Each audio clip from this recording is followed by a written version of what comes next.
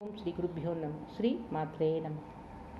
ஸ்ரீ லலிதா சகஸ்ரநாமம் ஸ்லோகங்கள் பொருள் விளக்கம். அந்த வகையில் இன்று பிராணேஸ்வரி பிராணதாத்ரி பஞ்சாஷத் பீட்டரூபிணி விஸ்ருங்கலா விவிக்தஸ்தா வீரமாதா வியத் பிரசு.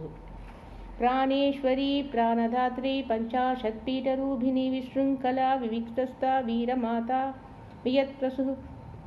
முக்தி முகுந்தா முக்தி நிலையானாலே.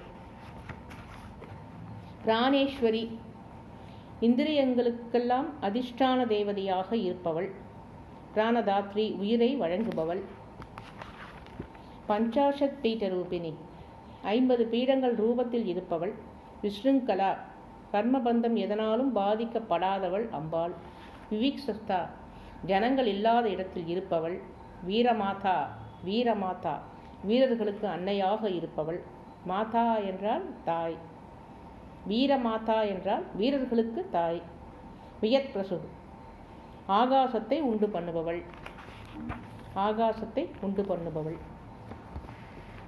பிராணேஸ்வரி பிராணதாத்ரி பஞ்சாஷத் பீட்டரூபிணி விஸ்ருங்கலா விவிக்ஷஸ்தா வீரமாதா வியத் பிரசு.